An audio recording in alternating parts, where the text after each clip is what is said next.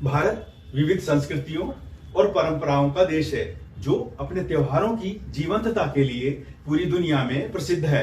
हमारे देश में कुछ ही किलोमीटर के अंतराल में स्थानीय बोली, परिवेश और सांस्कृतिक विविधता के दर्शन होते हैं। हमारे 30 त्योहारों और मेलों का जीवन में एक विशेष महत्व है।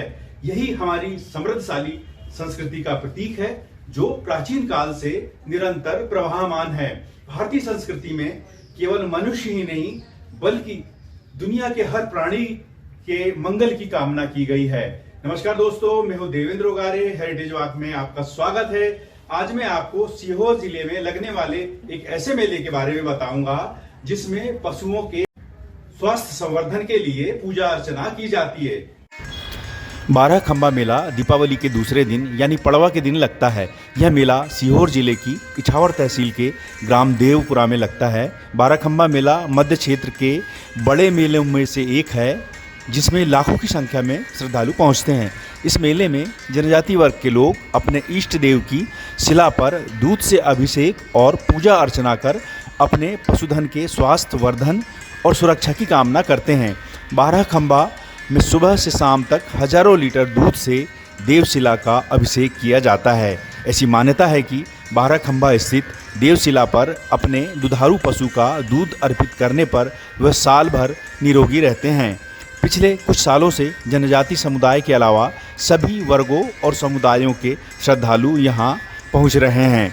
12 खंबा मेला इछावर में प्राचीन काल से ही लगता आ रहा है। इछावर से 15 किलोमीटर दूर देवपुरा गांव में जनजाति समुदाय के आराध्य देव की देव रूपी शिला है जिसे 12 खंबा वाले देव महाराज के नाम से जाना जाता है।